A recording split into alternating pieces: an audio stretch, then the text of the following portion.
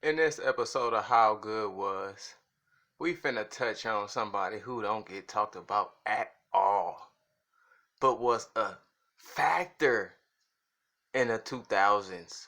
A dominant force in the middle, offensively and defensively. We're talking about how good was Jermaine O'Neal. It's your boy Dame. Subscribe to Dame's World. I gotta just say, from personal preference, you talk about the bigs of yesterday, the Tim Duncans, the Kevin Garnett's, Chris Webber's, Rasheed Wallace's. Jermaine O'Neal was my personal favorite as far as skill set.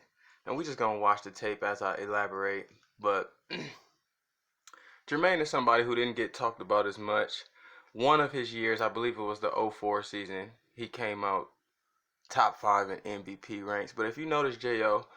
had the post-up game like you haven't seen before or after him, especially after, because people don't like to utilize down low, don't like to emphasize their force with a multitude of moves.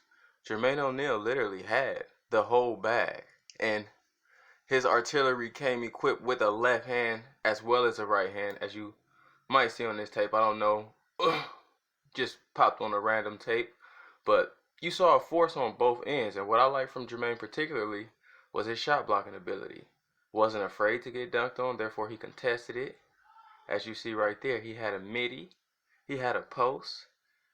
It's not a lot that he lacked. Also was a tough, gritty type player. Fitting for the Pacers, who had a gritty mentality with Artest, even with Reggie being a tough player, Steven Jackson and such. Pacers brawl, I'm sure you might be familiar with, J.O. throwing punches. So even that tenacity, that tenacious nature that Jermaine brought was something that I fuck with personally. Why he don't get talked about today? Well, he had the guard-like ability. It's almost like a hybridized AD and Embiid. If you mix AD with Embiid, that's what you get with Jermaine O'Neal in his prime, in my opinion. A little less athletic than AD, but he's an AD type defender and an Embiid type offensive player. Where offense, he has the skill and the force. Get big. Get big. This is a how good with Jermaine O'Neal, man. I'll do the how good segments because people just get slept on. There's a general appeal in which the mainstream will acknowledge, and then there's a non-general appeal in which only people with a keen eye will be able to discern. If you don't have this eye test ability, you won't even click something like Jermaine O'Neal. If you don't know, you don't have the anecdotes to know what basketball skill is aside from statistical data, then you won't know that he couldn't be guarded. Jermaine O'Neal was one of the bigs who could not be guarded. And for obvious reasons, he got stifled by the brawl. I think everybody on the Pacers' career took a hit after the brawl, perception-wise. Steven Jackson, great player, but his perception was hindered as a troublemaker, as was Jermaine O'Neal, as was Ron Artest. Reggie Miller, the only one who really came out unscathed because he wasn't around with the brawl. He was hurt that day. So, but yeah, you don't see much talks from these type of players because they don't fit the construct of, I want to say, law-abiding citizen in the NBA. Jermaine O'Neal was the type to fight. Jermaine O'Neal press niggas. Jermaine O'Neal punk niggas. So he's not the perfect player that they're going to advertise market-wise. But if you are a player, if you're a hooper, you know Jermaine wasn't no joke. And if you really know hoops, Jermaine came in probably the best class ever, in my opinion. The Kobe Bryant, Allen Iverson, Steve Nash, Ray Allen, Jermaine O'Neal class. You talk about hoopers, legends, Hall of Famers, left and right. That was a hell of a class. And if I'm not mistaken, J.O. came out of high school too. If I'm not mistaken. But that just speaks for his skill. This is just a game where he has against the Bucks, his career night. You just see it. Oh, look at the quick spin off. Look at the multitude. Fade away, jump shot, spin off, reverse dunk, jab step, left hand, good free throw shooter if I'm not mistaken. I know he's a good jump shooter. I want to say I don't look at stats. Y'all know me. I don't do that shit. I'm pretty sure he was a 70% free throw shooter though. Wasn't a liability. And he did that too.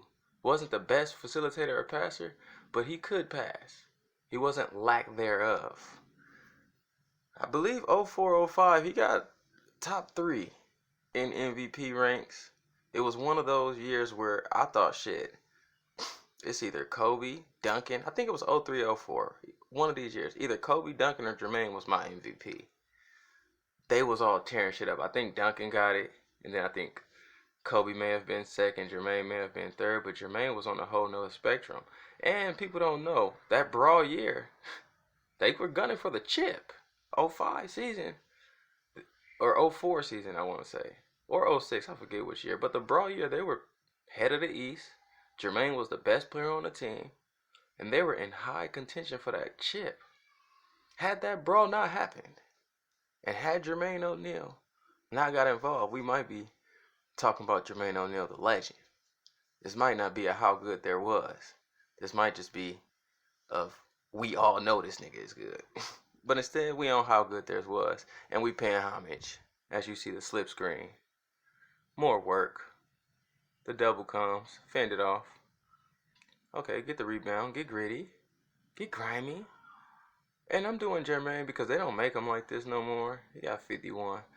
Mind you, career high of 50. Indiana's high is 57 by Reggie.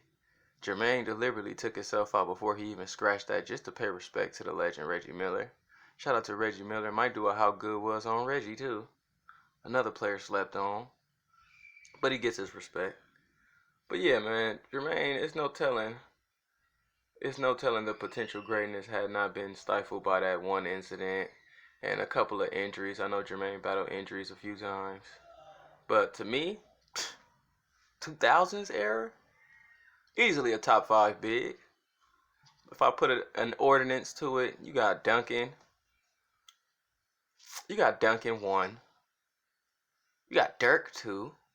My opinion, y'all. Dirk 2. KG 3, Jermaine 4. Weber 5. Overall. Wallace 5, not Weber. Weber 6. Wallace 5. Prime. Jermaine might jump niggas. Like Prime, he got about 2 prime years where I thought he was arguably the best big in the league. So if I had all of them primed out, I probably would go Duncan, Dirk, Jermaine, Garnett, and Weber. Then you got the ad, but that's the end of the video. It's your boy Dame. Let me know your thoughts on Jermaine.